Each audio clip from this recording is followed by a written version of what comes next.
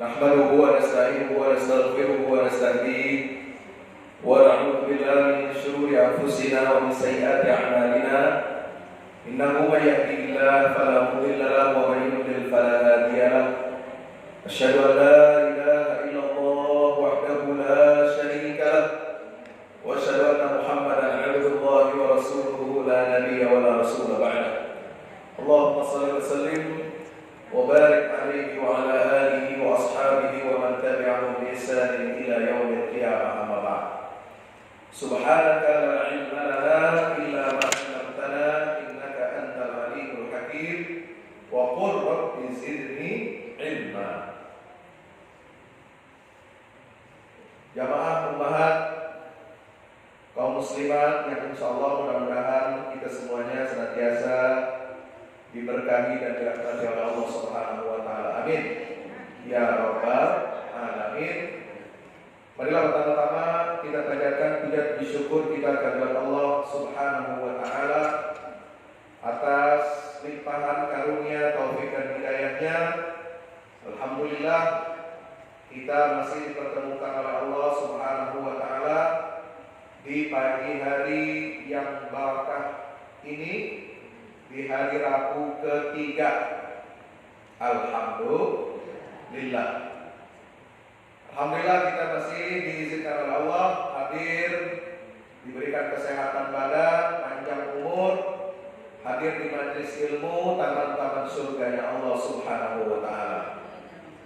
Salawat dan salam tak lupa kita sampaikan kepada junjungan kita baginda Nabi besar Muhammad sallallahu alaihi wasallam serta seluruh keluarga dan para sahabatnya. Mudah-mudahan tercurah limpahkan untuk kita semua pengikutnya hingga yaumil qiyamah. Amin ya rabbal alamin. Ibu-ibu kaum muslimat yang dimuliakan Allah Subhanahu wa taala, alhamdulillah saya dapat hadir hari ini, hari terakhir saya isoman. Alhamdulillah udah beres. Ya karena juga kita padahal udah vaksin 2 kali tapi alhamdulillah gejalanya cuma ringan aja. Tapi gejalanya ringan aja lumayan ya, badan udah kayak mau putus-putus. Ya, karena ada perlawanan dari antibodi, perlawanan dari vaksin ya. Jadi badan hari pertama kayak mau dicopot-copot semua sendi-sendinya. Masya Allah ya, lemas. Tapi hari kedua mendingan, hari ketiga udah seger lagi. Alhamdulillah. Ini hari ke-10 jadi udah lewat banget ya. Nggak ada, alhamdulillah badan biasa, nggak demam, nggak panas, cuma pilek aja.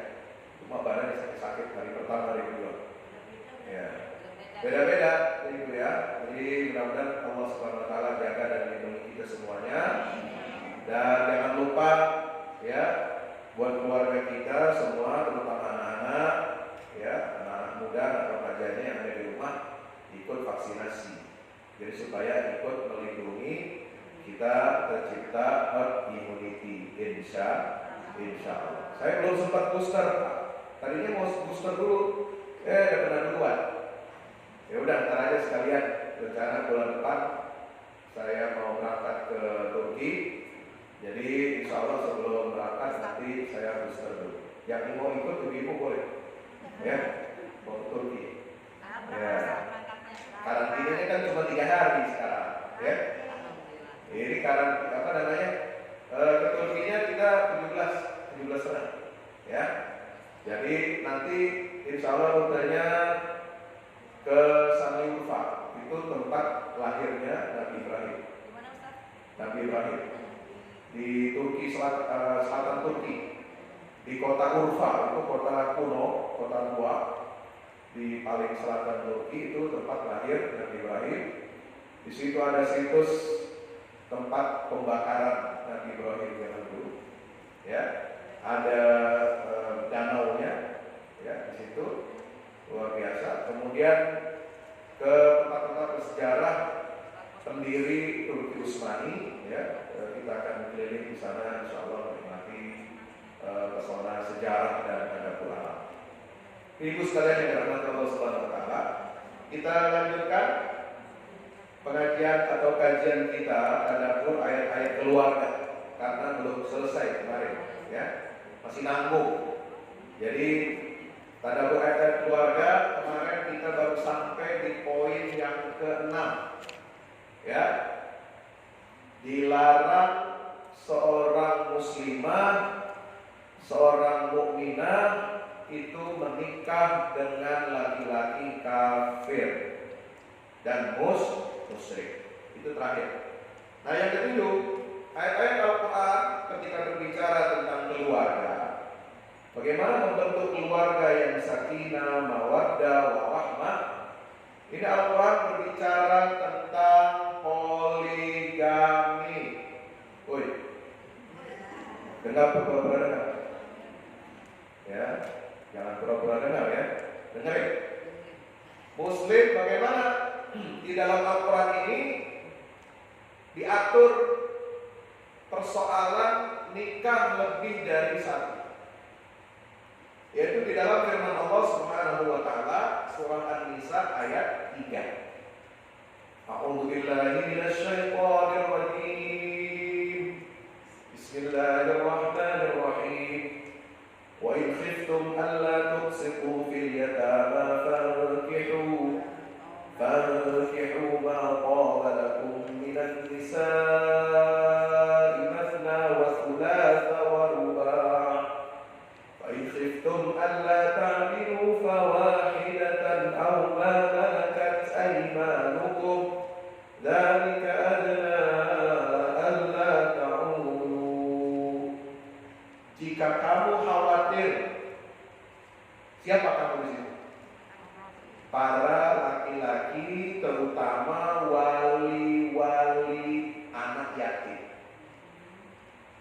Ya, ayat ini turun berkenaan dengan masyarakat jahiliyah, mobil khusus di Madinah, di mana anak-anak yatim itu diasuh oleh para wali. Wali di sini artinya apa? Orang dewasa yang mengurusi dan mendapatkan mandat untuk menjadi wali yang mengurusi semua urusan anak yatim. Dari masalah harta hendaknya yang ditinggalkan oleh orang tua. Anak yatim masih kecil, dia belum bisa mengelola hartanya sendiri. Nah, itu dipegang sama wali, diatur. Sampai nanti ketika anak ini dewasa mau menikah, ya, mau berkeluarga, termasuk nanti misalnya anak perempuan, anak yatimnya perempuan, maka dia perlu wali. Wali laki-laki dari pihak bapak, ya, secara berurutan. Kalau nggak ada bapak, paman, setelah itu kakek. Kalau nggak ada lagi yang ke atas, bisa ke bawah, bisa kakak laki-laki. Adik laki-laki juga boleh. Ya, baru setelah itu paman dari ibu dan seterusnya. Nah, yang terjadi di masyarakat jahiliyah, para wali anak-anak yatim ini banyak berbuat zalim, ingin menguasai hartanya, harta anak yatim. Wa in khiftum alla tuqsitu fil yatama, maka Allah turunkan ayat di sini, jika kalian wahai para wali anak-anak yatim itu khawatir tidak akan mampu berlaku adil terhadap hak-hak perempuan yatim fil yatama. Jadi yatimnya itu, yatamanya itu adalah perempuan, anak-anak perempuan yang yatim. Apabila kamu menikahinya, wa in khiftum alla tuqsitu fil yatama. Jadi dulu memang anak-anak yatim ini dikelola hartanya diurusi oleh para wali, ya, dan sampai mereka ini, para wali anak-anak perempuan ini yang yatim ini, ingin menguasai hartanya, yaitu dengan cara bagaimana? Dinikahi. Ini anak-anak perempuan, ya. Nah, maka Allah berikan batasan. Kalau kalian tidak atau khawatir tidak akan berlaku adil terhadap anak-anak perempuan yang yatim itu, bila mana kamu menikahinya, fankihu ma qala, maka nikahilah perempuan lain daripada ente berbuat zalim kepada anak yatim perempuan itu. Kamu nikahnya enggak tulus, kamu nikahnya kagak ikhlas untuk mengayomi dan mengurusi anak yatim perempuan ini, tapi hanya untuk menguasai harta mereka. Jangan berbuat zalim. Mendingan ente apa? Kawinlah dengan perempuan lain, fankihu ma qala minan nisa, nikahilah perempuan lain, ya, yang bukan yatim, ya, yang bukan anak yatim, yang mana kamu menikah itu, kalau menikah dengan perempuan lain, kamu yang keluar mahar, ya, jangan beli harta itu perempuan. Ya, kalau mau nikah laki-laki kan harus siapkan harus siapkan nafkah, wajib dia memberi nafkah bagi istrinya yang dinikahi. Ya. Maka balakum minan nisa, silakan nikahilah perempuan lain yang kamu senangi, 2, 3 atau 4. Ya, 2, 3 atau 4.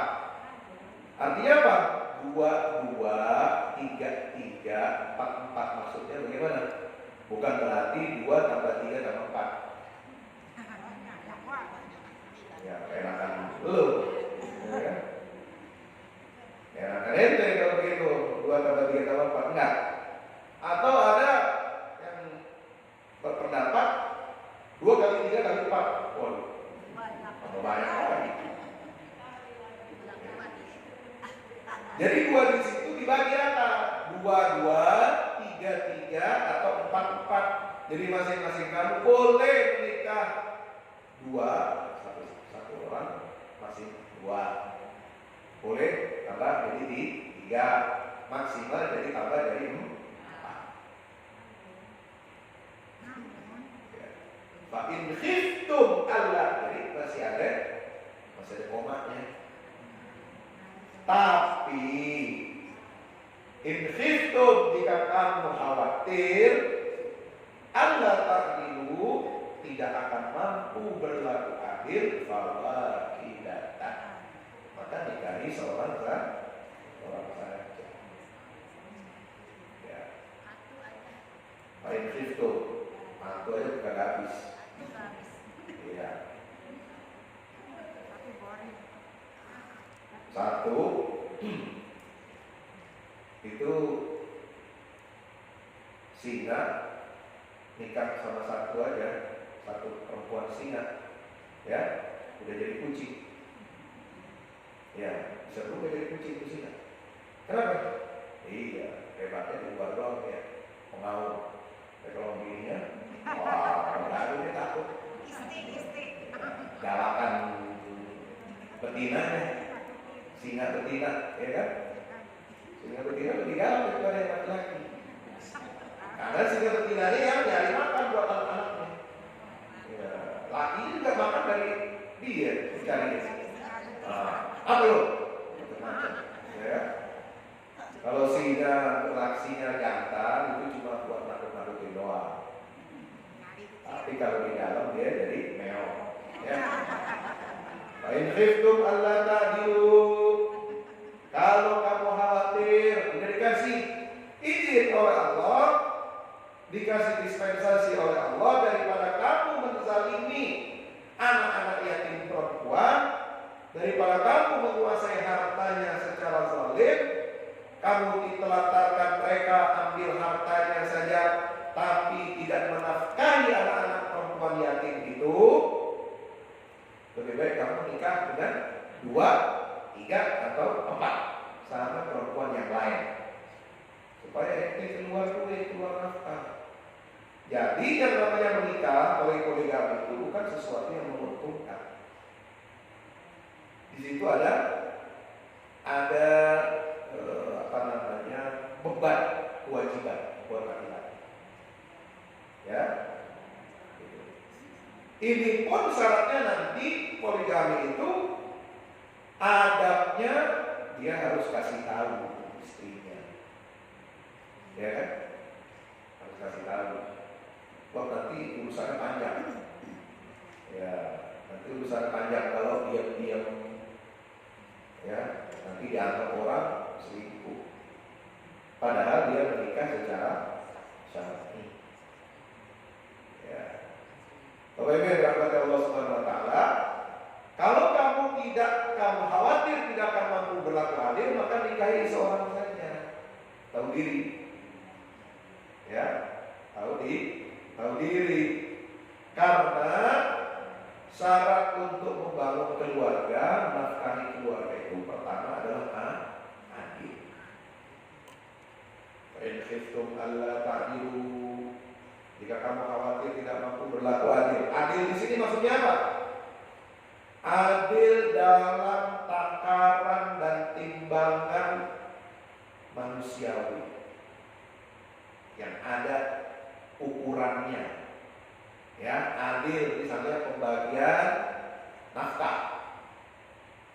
Ya, adil pembagian rumah tempat tinggal. Adil dalam pembagian giliran. Tinggal nih, ini suami, ya, jadwalnya jelas, tahu. Hari Senin, Selasa, Rabu, Kamis sampai Ahad jelas. Harus adil. Ya. Bagi duitnya, bagi belanjanya, belanja mingguan, belanja bulanan harus adil. Sama. Ya. Kecuali anaknya ada banyakan. Kalau anaknya banyakan, ya tentu dapatnya lebih banyak. Itu adil. Ya. Jangan istri pertama anaknya 5, istri kedua anaknya 2, istri ketiga anaknya 1, sama semua takarannya. Nah, itu nggak adil namanya. Jadi adil itu sesuai dengan proporsinya, sesuai dengan kebutuhannya, kebutuhan makan, kebutuhan minum, tempat tinggal, kesehatan, dan semuanya itu dihitung. Ya. Nah, kalau urusan adil dalam kasih sayang itu nggak bisa diukur. Ya, itu susah. Ya, nggak bisa diukur. Yang bisa diukur aja yang fisik aja. Rumah adil, jadwalnya adil, uangnya, nafkahnya adil. Ya. Kalau soal cinta, perasaan, Rasulullah mengatakan, Allahumma inna hadza qasdi la tu'akhirni fima tamlik wala amlik. Ya Allah, inilah bagianku untuk adil. Ya, maka jangan engkau siksa aku dalam perkara yang aku tidak miliki dan engkau yang memiliki. Yaitu urusan adil dalam perasaan. Ya, cinta kepada istri-istrinya, insya Allah. Fa in khiftum alla ta'dilu fawahidatan aw ma malakat aymanukum. Satu aja, atau hamba sahaya perempuan yang kamu miliki. Ini jangan dulu ketika masih ada perbudakan. Ini akadnya akad tamlik, akad kepemilikan. Ya, kalau yang 1, 2, 3, 4 itu akad nikah. Ya beda, akadnya jenisnya beda macam-macam. Nanti dalam pembahasan fikih yang namanya akad untuk menghalalkan hubungan seksual itu ada dua macam. Ada akad nikah, ya, yaitu seorang laki-laki menikahi perempuan yang merdeka, yang satu kufu, yang seagama, ya, ini namanya akad nikah.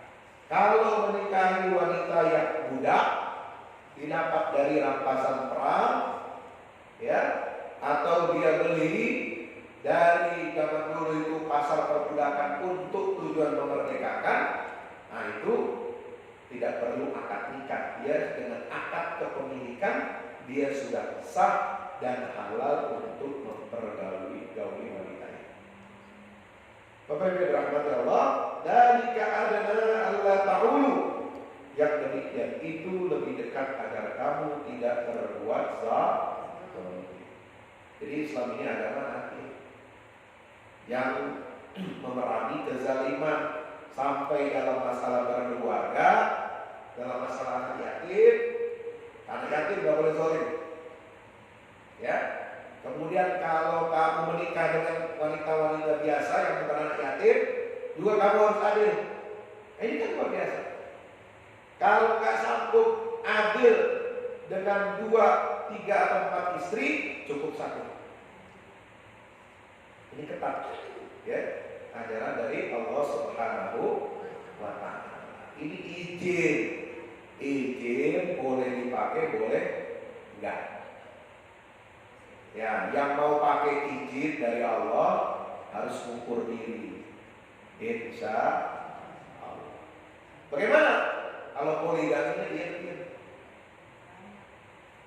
Dalam Islam, ibu-ibu yang dirahmati Allah, menikah lebih dari 1 itu bukan perbuatan dosa. Kalau ada yang bilang itu perbuatan aib, perbuatan dosa, kejahatan seksual, nah itu otaknya mesti diterima. Kalau seorang laki-laki menikah dengan istri yang sah, dengan memenuhi semua syarat dan rukunnya, ya, dia menikah lebih dari 1, itu bukan kejahatan, ya, bukan aib, bukan perbuatan dosa. Nah, makanya kalau itu bukan perbuatan aib dan dosa, ketika seorang melakukan poligami itu harusnya diumumkan. Betul? Jangan diam-diam. Kalau diam-diam kesannya apa? Aib. Kesannya ini adalah perbuatan dosa, ya. Sebab nanti ini berkaitan dengan hak banyak orang. Hak perdata, hak waris, hak perwalian, hak saudara. Ya, jangan sampai nanti ada anak kita, anak kandung, lain ibu, ya, nggak kenal, ketemu di mana, tahu-tahu teman. Ya, teman mau nikah nggak bisa. Ini masih satu darah, nggak boleh menikah dengan saudara kandung. Ya, satu bapak lain ibu. Karena apa? Karena negara telah mengatur dalam undang-undang perkawinan dan kompilasi hukum Islam, ya, kalau menikah lagi tidak diatur, tentunya akan merugikan pihak perempuan. Nah, di sini jadi hak untuk berpoligami itu harus diukur, harus sesuai dengan hukum agama dan hukum negara. Karena negara ini hadir untuk melindungi hak-hak seluruh warga negara. Kalau ada warga negara terzalimi, ya, terganggu hak-haknya, nah ini warga negara ini bisa protes. Bukan memprotes hukum poligaminya, bukan keberatan dengan hukum syariatnya, tapi memprotes kenapa lo poligami diam-diam. Ya, karena nanti akan menimbulkan masalah. Ya, ada nanti bapaknya mati, pas meninggal mau dikuburin, ya, datang keluarga lain. Ya, ngaku ini istri anaknya. Nah ini jadi masalah, nanti jadi konflik. Karena nggak tahu, sama-sama nggak tahu. Ya. Nah jadi untuk melindungi ini, jadi untuk menciptakan keluarga yang sakinah mawaddah warahmah, itu semuanya harus dilakukan secara transparan. Anak-anak dapat kasih sayang, anak-anak dapat harta waris, masa depannya terjamin. Jadi nikah poligami itu bukan cuma ambil enaknya doang, tapi juga harus ambil tanggung jawab. Nah, dalam kitab kompilasi hukum Islam dan undang-undang perkawinan, Bapak-Ibu Allah Subhanahu wa taala, ya, jelas aturannya bahwa dibolehkan menikah lagi dengan mengajukan permohonan ke pengadilan agama. Laki-laki kalau menikah lagi, mengajukan permohonan ke pengadilan agama dan diputuskan oleh hakim pengadilan agama layak atau tidak layak. Ingat nih, ya, ibu. Nah, harus tahu hukum. Ya, kalau perempuan yang nggak tahu masalah hukum repot, ya. Nanti kerjanya ngedumel aja. Wah, ini sih kagak diatur. Ini negara nggak ngatur, ini syariat nggak ngatur. Enggak, semua diatur. Cuma kita aja nggak tahu. Ya. Jadi syaratnya begitu, harus mengajukan permohonan. Nanti hakim pengadilan agama yang memutuskan layak menikah lagi atau tidak. Ya nanti dia lihat berapa gaji sebulannya suami. Ya, pantas apa enggak dia nikah lagi. Ya, kalau gajinya standar aja. Hakim pengadilan bilang, itu mau ngapain nikah lagi? Satu keluarga aja dengan anak gajinya pas-pasan, itu mau nikah lagi gimana? Ya, nggak bisa begitu. Dalam menikah bukan hanya masalah sah atau tidak, tapi ada tuntunan syariat, ada adab, ada akhlak, ya, yaitu akhlak bagaimana memuliakan perempuan dan tidak hanya menjadikan perempuan itu semata-mata sebagai objek. Ya, jadi ini yang perlu diketahui oleh laki-laki dan perempuan. Jadi kalau kita ingin kita punya generasi yang kuat, umat Islam ini, ya, kekuatan umat ini kan tergantung kepada keluarganya, kepada kualitas keluarga. Kalau ketahanan keluarga umat Islam ini lemah, ada masalah-masalah dalam perkawinan, dalam rumah tangga, dan masalah poligami, ini akan melemahkan umat Islam. Ya. Jangan dikira poligami itu enak dan semuanya pasti menguatkan dan menguntungkan umat Islam. Tidak. Ada jenis-jenis poligami yang rusak. Poligami yang rusak itu banyak. Ya, kenapa? Karena tidak mematuhi adab, tidak mematuhi syariat Allah Subhanahu wa ta'ala. Jadi, Bapak-Ibu Allah, apa tuntunannya? Ya, menikah lebih dari satu meskipun dia mubah, boleh, tapi harus dilakukan dengan cara beradab dan mengedepankan tuntunan Rasul. Apa tuntunan Nabi? Diumumkan.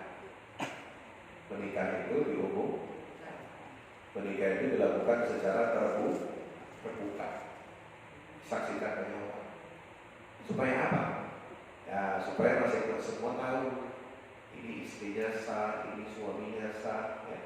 Nggak boleh dilakukan secara diam. Kalau poligami dilakukan diam-diam, itu namanya poligami rasa selingkuh. Rasanya selingkuh, jadi takut. Keluar rumah takut ketika, ya. Nah, taruh kalau di mana? Ada daerah apa lagi ya? Bukan sini. Apartemen yang terkenal. Ya, apartemen buat naruh simpanan. Kan begitu ya. Alhamdulillah deh. Jadi kesannya jelek saya. Seolah-olah ya mendukung atau melegitimasi kemaksiatan. Padahal Poligami itu bukan maksiat kalau dilakukan secara benar, secara terbuka. Itu bukan aib, maka jangan ditutup-tutupi.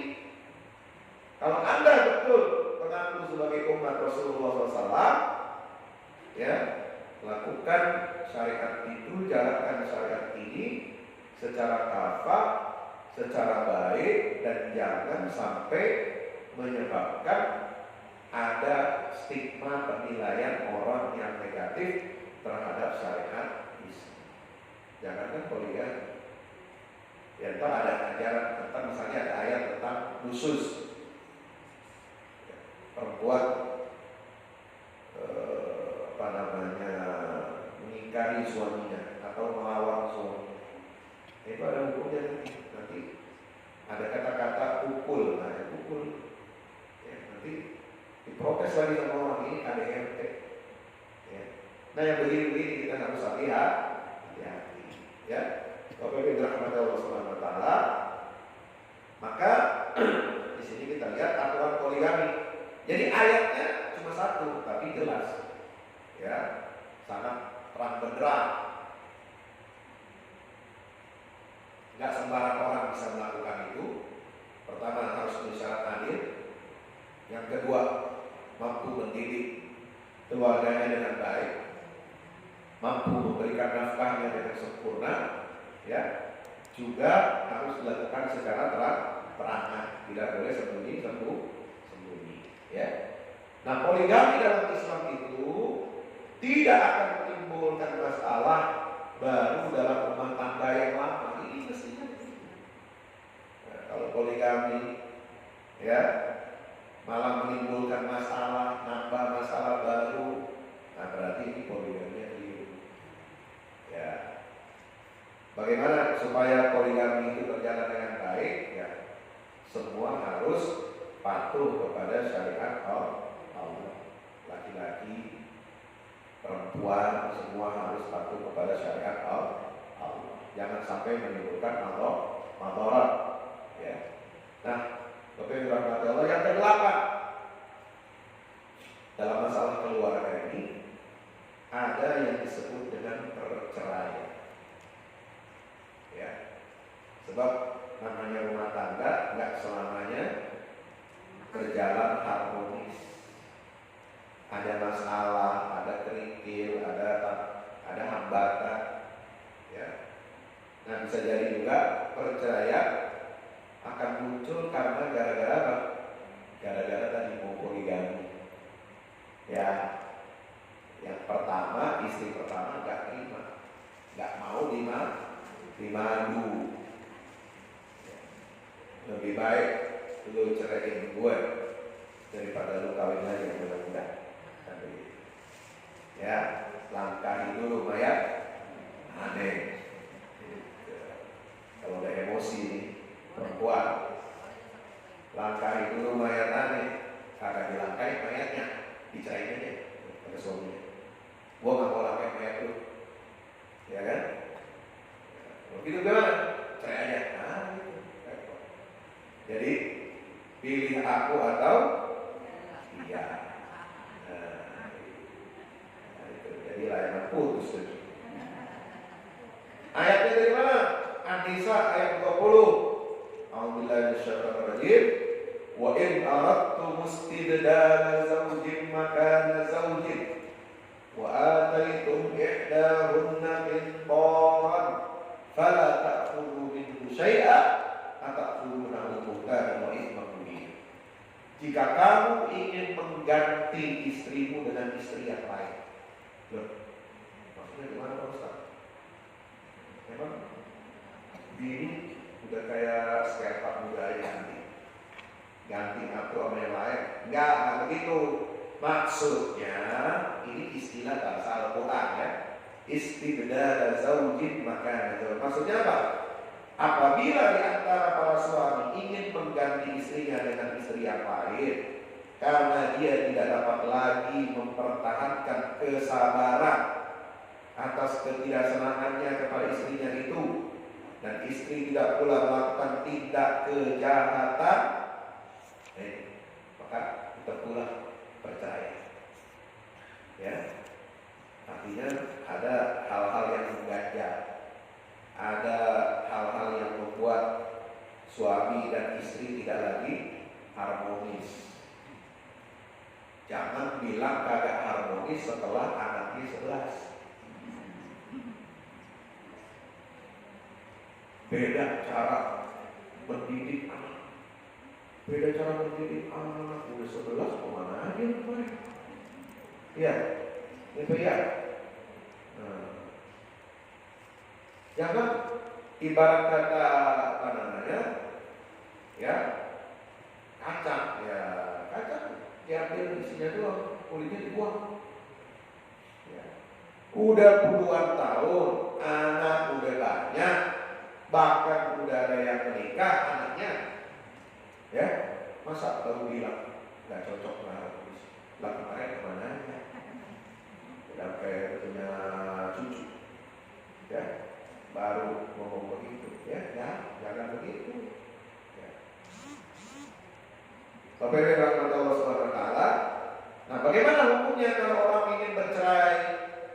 Sepakat dua-duanya nggak bisa melanjutkan hidup rumah tangga. Ya.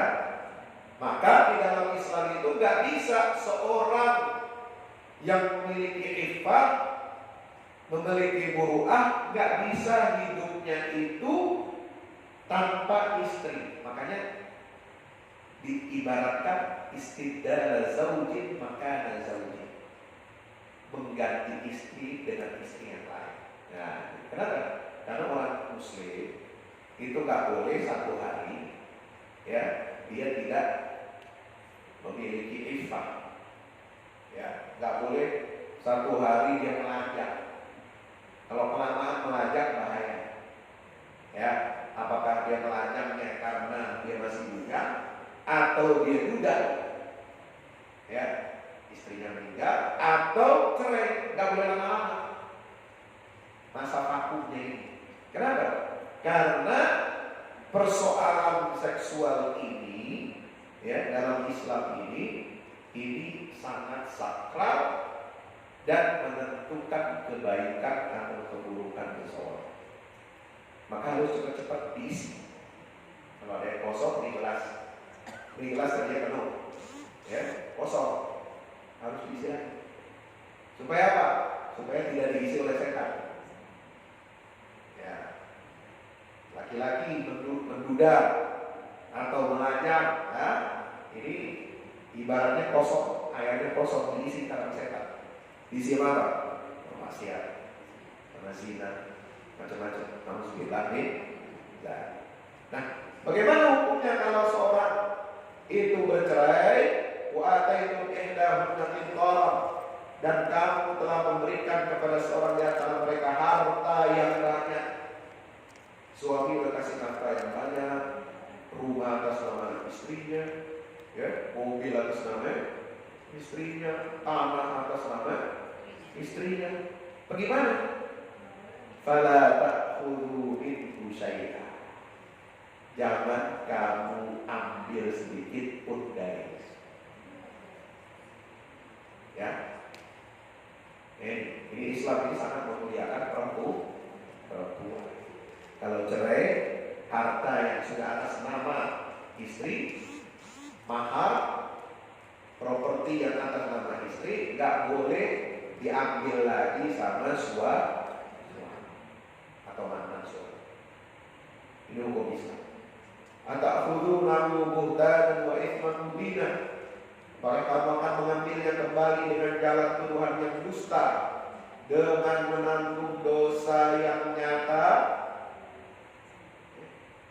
Kalau seorang suami, mantan suami, ambil harta yang sudah diberikan, dihadiahkan, dinafkahkan atas nama istrinya, itu perbuatan dosa. Alhamdulillah nih. Ya, kenapa? Karena perpisahan itu bukan atas permintaan sang istri, ya, kecuali istrinya yang minta nuntut, itu namanya khulu, gugat cerai. Nah, suaminya nggak mau cerai, tapi perempuan yang minta gugat cerai, maka harta yang sudah diberikan oleh suami itu boleh diambil. Dia membayar di perempuan untuk menggugat cerai suaminya, dikembalikan maharnya. Belum makan. Bukan bapak lagi lalu. Nah, kita itu namanya khulu, nanti ada diatur lagi dalam ayat depan. Ya. Tapi kalau cerainya itu karena semata-mata keinginan suaminya, udah gak sabar lagi, udah gak mau lagi, udah gak cinta lagi, apalah alasannya macam-macam, ya, maka tidak boleh mengambil harta yang sudah diberikan kepada istrinya itu. Kenapa? Karena harta itu katakanlah sebagai hadiah, hiburan buat istrinya itu, ya.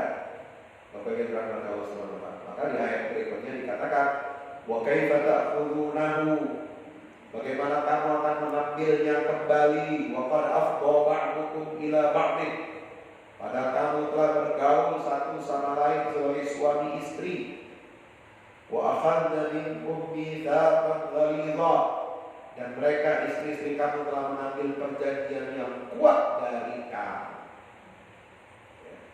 Nah ini, jadi laki-laki harus ingat ayat ini, ya, harus malu. Masa perceraian itu suami yang mau, bukan atas permintaan atau gugatan si istri, kok dia ambil lagi harta itu? Kenapa? Jadi suami ini harus ingat, qad afdha ba'dukum ila ba'din, kamu telah bergaul satu sama lain.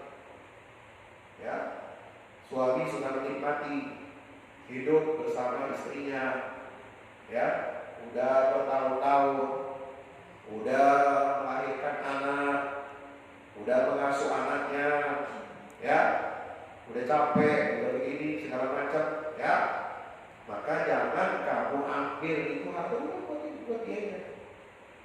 Ya, karena laki-laki nanti bisa cari harta lagi, ya, nggak usah merasa apa, wah merasa rugi, udah dikasih, ya, nggak boleh.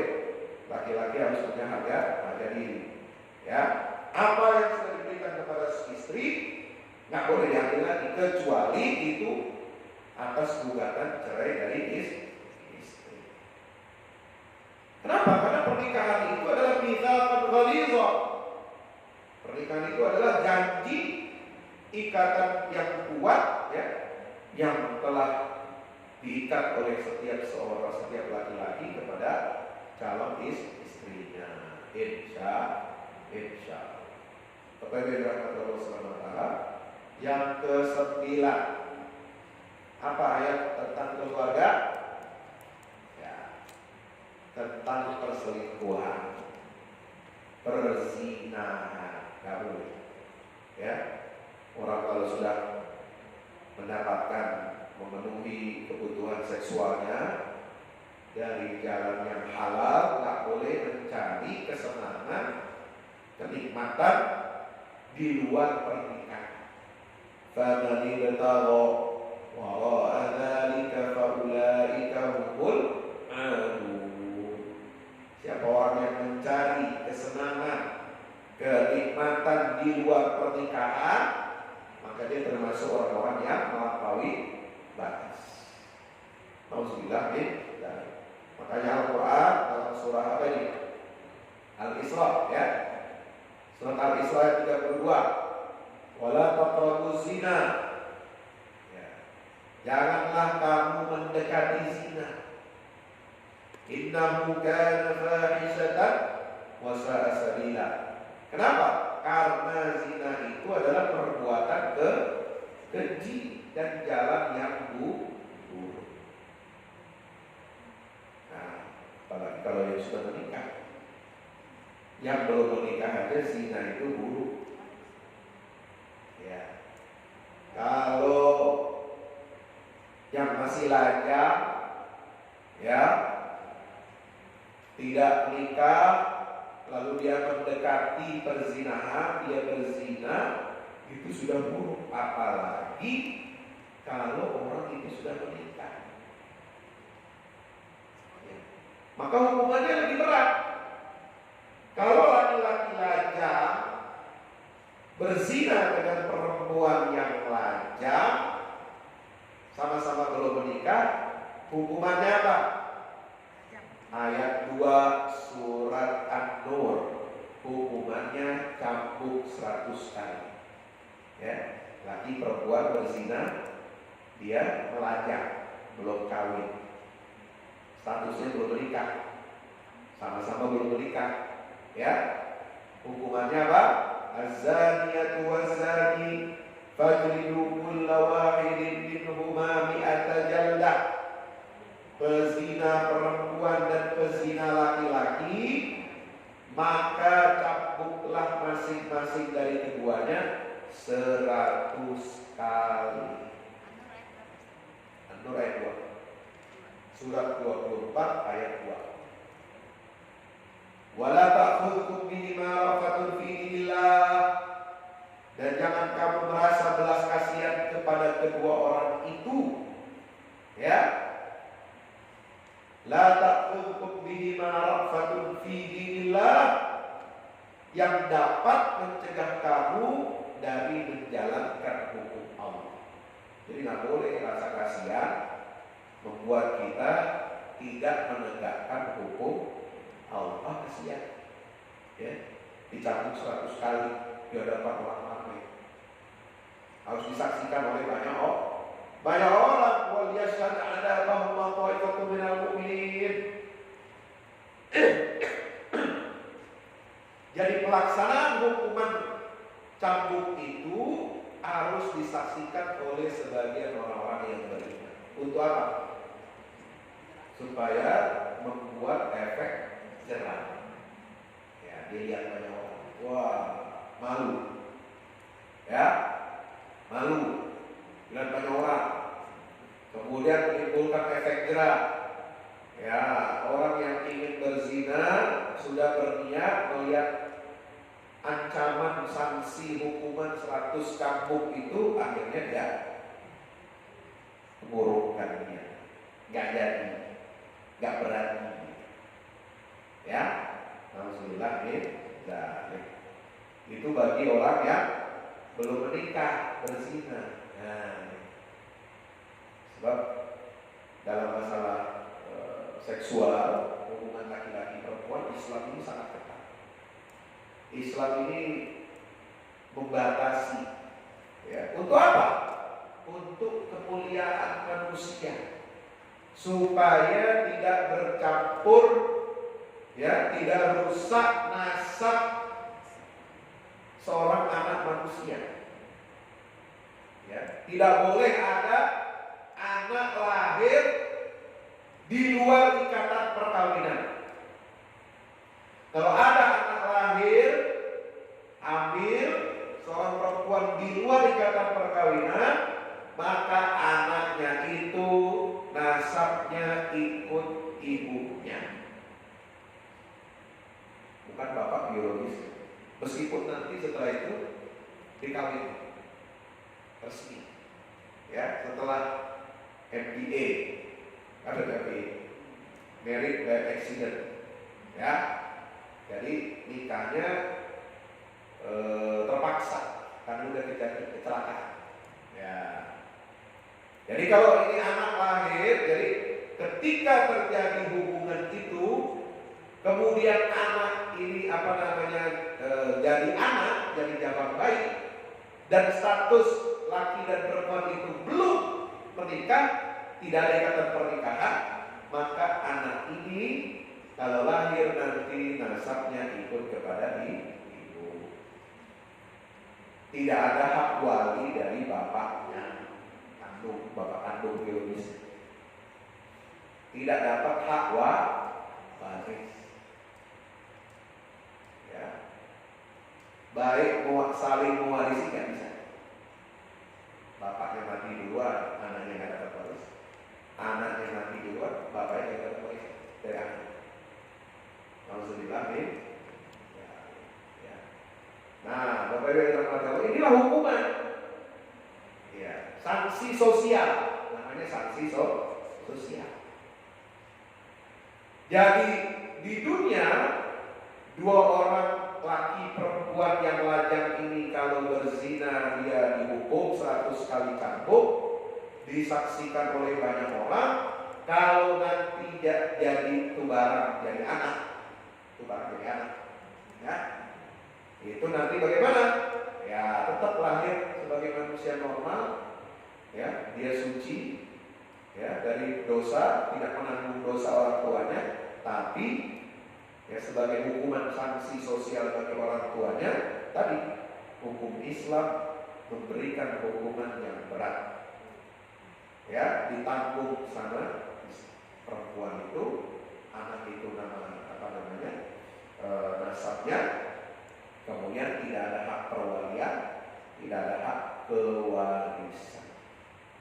Ya, jadi nanti kalau anaknya perempuan hasil dari perzinahan nanti mau nikah, nggak bisa dinikahkan sama bapak kandungnya, harus pakai wali akil negara Allah yang menikahkannya, ya.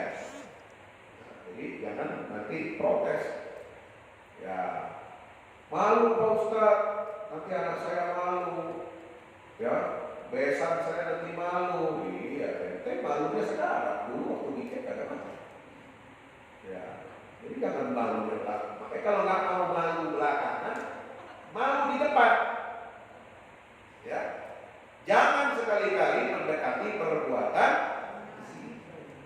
Nauzubillah min dzalik. Nah, bagaimana kalau berzina ini dua orang laki-laki, dua orang ya, laki perempuan yang masing-masing sudah menikah. Nah ini namanya selingkuh. Bukan poligami yang tadi, yang rasa selingkuh lain.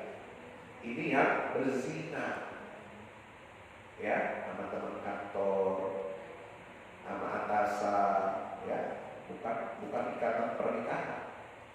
Masing-masing masih menikah, statusnya punya suami orang lain atau istri orang lain. Berbuat begitu, berbuat zina, nauzubillah min. Nah ini hukumannya berat.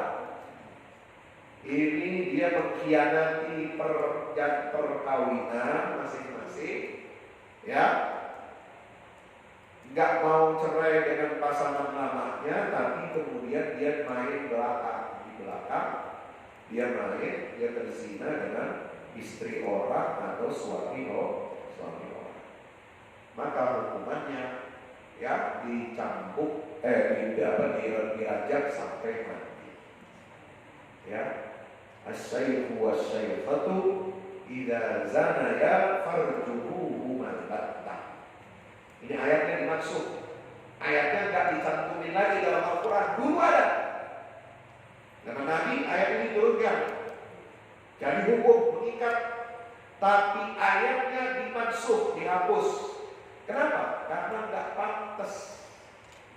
Udah aki-aki, nenek-nenek, udah kawin belasan tahun, udah punya anak, punya cucu, dia berzina lagi dengan yang lain, yang sama juga statusnya dalam pernikahan orang lain. Ya, itu namanya rajam.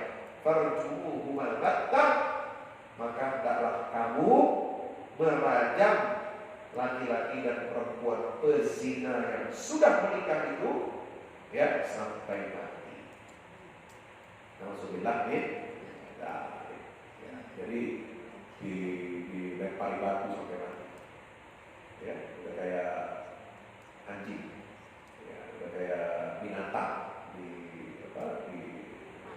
dilempari batu.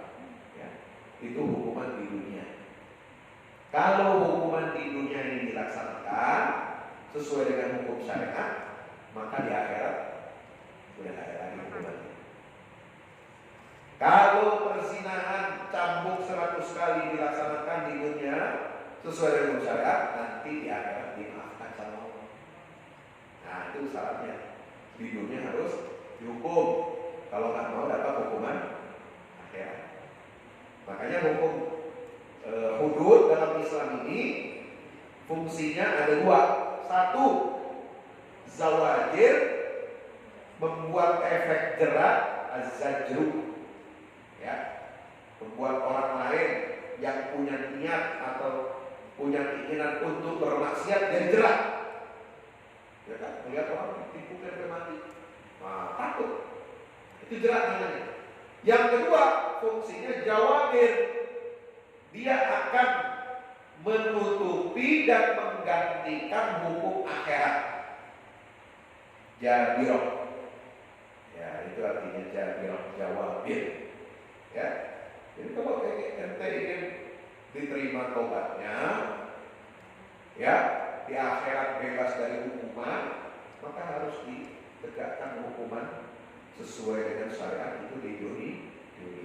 Insya Allah. Maka Nabi mengatakan ketika ada perempuan, ya, yang dia berzina, ya, kemudian kata Nabi disuruh tunggu sampai melahirkan, ya, udah lahir anaknya, datang lagi sama Nabi, ya Rasulullah tegakkan hukuman rajam. Ya, Nabi itu gimana ya? Luar biasa kan, Raufur Rahim. Tapi karena hukum Islam mengatakan ini, dan dia harus tegakkan. Maka ya ditegakkan dalam hukum rajam sampai mati. Maka Rasulullah perintahkan para sahabat untuk mengubur jenazahnya, ya, baik-baik secara Islam. Lalu mendengar ada seorang yang ngomong nggak bagus, asal perempuan ini.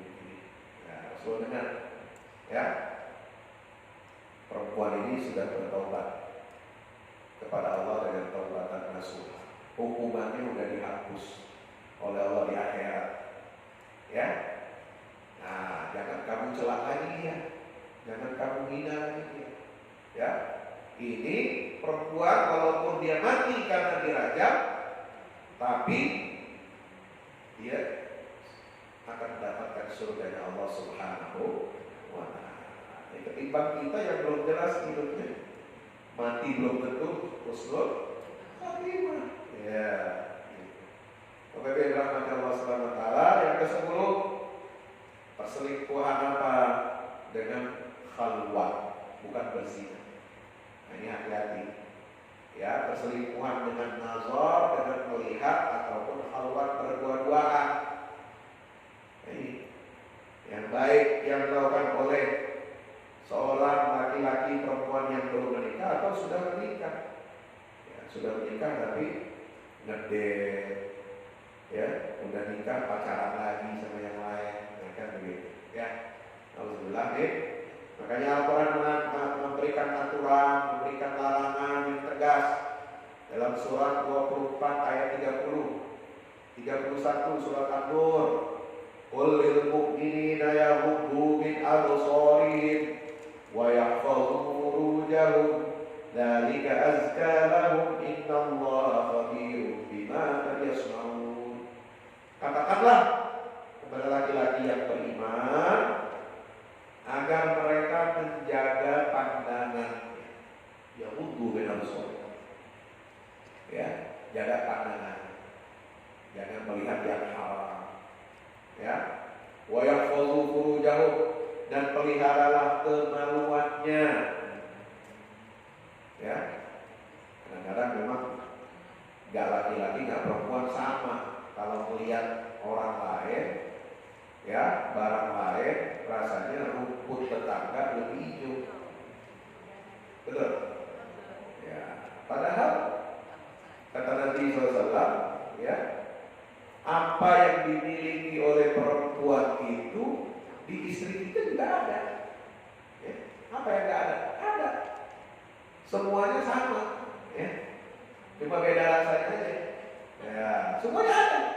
Mau lihat matanya, mau lihat lehernya, telinganya, rambutnya, mau lihat apanya, macam-macam semua.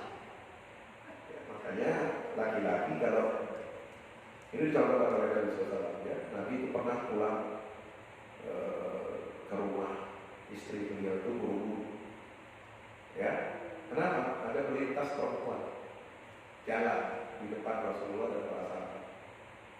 Ya, entah gimana, mungkin karena terlalu nampak atau bagaimana, ya. Dan kelihatan oleh Rasulullah SAW. Maka Nabi langsung minta izin pulang, buru-buru pulang, masuk ke rumah salah satu istrinya. Gak lama setelah itu Rasulullah kelihatan keluar dari rumah itu apa? Basah rambutnya. Ya. Ditanya sahabat, ya Rasulullah, kau baru menunjuk? Iya. Ya. Artinya apa? Hapuslah jejak-jejak setan kalau melihat perempuan asing, perempuan yang bukan muhrim, dengan kamu segera kembali ke rumah, pergaulilah istri. Ya, itu cara untuk menghindarkan diri kita dari perbuatan setan, perbuatan zina dan maksiat kepada Allah. Nabi aja begitu. Gimana kita? Ya. Makanya ibu harus setiap saat siap, ready. Ya, suami baru pulang dari kerjaan, ya pulang sampai rumah harus sudah siap, harus mantap, harus cakep, harus wangi, ya, harus bersih. Jangan suami pulang dari luar rumah, ya dideketin bau balsam, ya, nggak ada merakitnya.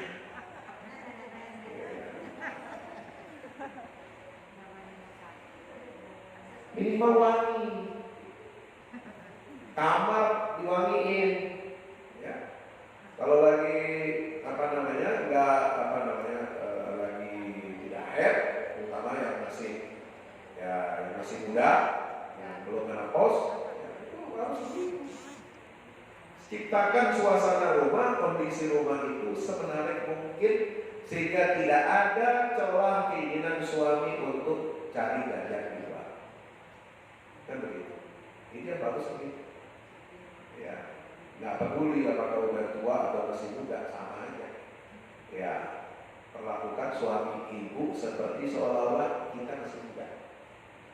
Ya, jangan perempuan udah dibeliin parfum bagus-bagus, tas bagus-bagus, baju bagus-bagus dipakainya buat kondangan. Nah, suaminya kagak perhatiin. Nah, ini gimana? Suaminya juga kalau ikut sunnah Nabi, ya, ibu-ibu ingetin suami, ya, suami juga harus berdandan, berhias, mandi yang bagus, ya, pakai pakaian yang bagus, ya, istri juga udah siap, begitu. Jadi kata ada seorang sahabat namanya Abdullah bin Abbas, ditanya, ini Abdullah bin Abbas ini nggak di rumah, nggak di luar, selalu tampilannya necis, rapi, ganteng, ya, rambutnya sisir wangi, ya, bajunya badannya wangi. Kenapa? Wahai Abdullah bin Mas'ud, ya, saya mengikuti sunnah Rasul. Jadi sebagaimana istri kita ini berhias untuk melayani suami, suami juga harus berhias, ya, harus dandan, harus wangi badannya, bersih badannya untuk, ya, berhubungan dengan istrinya. Insya ini namanya keluarga yang sakinah mawaddah warahmah, ya. Qul lil mu'minina yaghuddu min absarihim. Nah, sebaliknya, wa qul lil mu'minati ayat 31 yaghuddna min absarihinna. Ya. Perempuan-perempuan yang beriman juga harus menjaga pandangannya. Wa yahfazna furujahunna, dan menjaga kemaluannya, wala yubdina zinatahunna, dan jangan menampakkan perhiasan auratnya kecuali yang biasa terlihat, yaitu wajah dan kedua telapak. Nggak boleh dilihatkan kepada laki-laki lain, kepada yang bukan muhrimnya, ya. Yang tersembunyi apa lagi? Nggak boleh, karena namanya laki-laki dan perempuan itu sama, ya, memiliki syahwat yang sama. Sebagaimana laki-laki melihat perempuan yang lebih muda, nafsunya naik, ya perempuan juga sama. Melihat laki-laki yang ya, lebih cakep, lebih ganteng, lebih muda, ya, daripada aki-aki sampingnya. Ya, lebih cakep. Ya, makanya ibu udah nonton sinetron. Bukan liatin perempuannya, liatin cowoknya di situ. Iya, nonton drama Korea, ya, coba cowok Korea, ya kan? Nah, ini apa perempuan-perempuan zaman sekarang, ya. Jadi sama. Jadi kalau kita laki-laki ngeliatin perempuannya, perempuannya ngeliatin laki-laki, ya. Makanya di situ perintahnya sama. Yaqbudna min absarihim, harus menjaga pandangannya, ya. Dan nggak boleh menampakkan perhiasan. Perhiasan itu artinya aurat. Illa ma'allaha, kecuali yang memang sudah terbiasa terlihat. Wal yadribna bikhumurihinna ala juyubihinna. Ini perintah untuk menutupkan kain kerudung ke dada, khimar. Ya, kalau jilbab itu pakaian. Ya, itu dalam surat Al-Ahzab.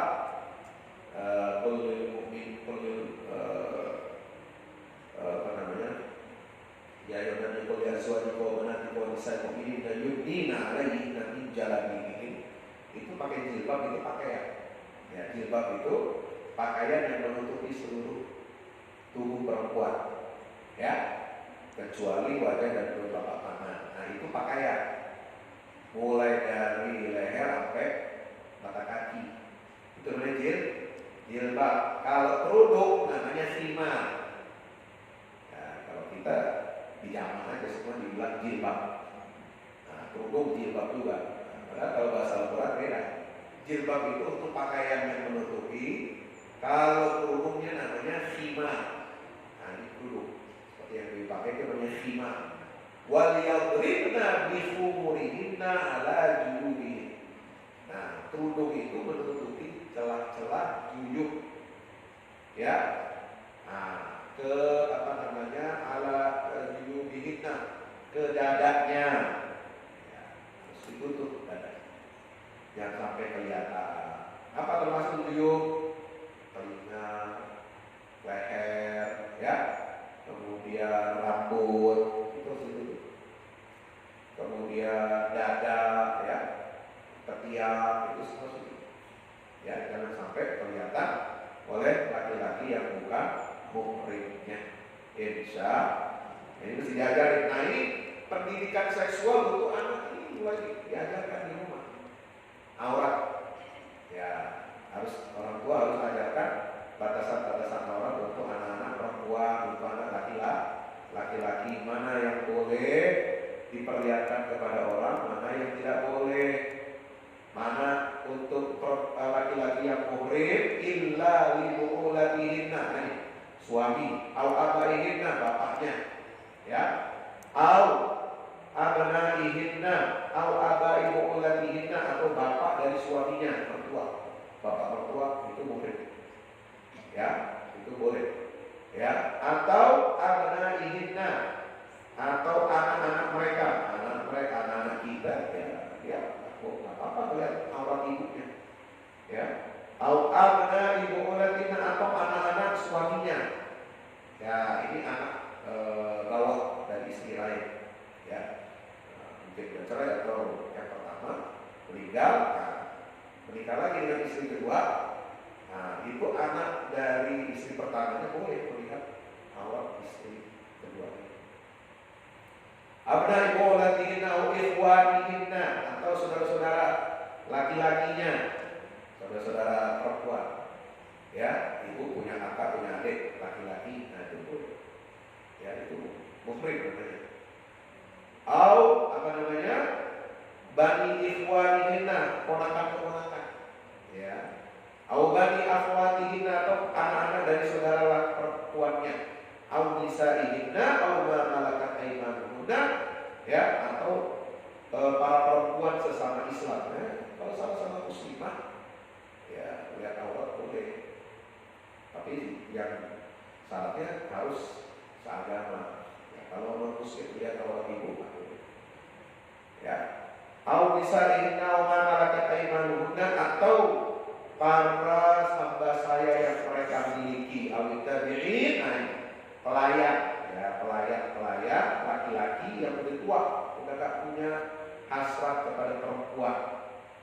Awit tabi'ina ghairi ulil irbati minal rijal, awit tifal, anak kecil yang perlu paham, yang perlu mengerti tentang aurat perempuan.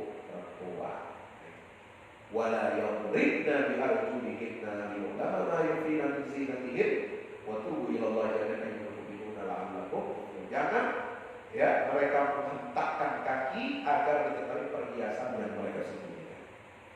Sampai ini jadi perhiasan di kaki mereka perlu diperlihatkan. Ya. Oke, rahmat Allah. Terakhir ciri atau kita lanjutkan aja nanti ya pertemuan berikutnya karena udah waktunya udah habis. Ini sudah nomor yang ke-10 ya. Insya Allah. Demikian kajian kita pada pagi hari ini ya, untuk menciptakan keluarga yang sakinah mawaddah warahmah. Kita harus memperhatikan aspek-aspek apa saja yang dibolehkan dan apa yang dilarang dalam agama kita. Insya Allah. Demikian qul qawli hadza astaghfirullah li wa lakum. Wassalamualaikum warahmatullahi wabarakatuh.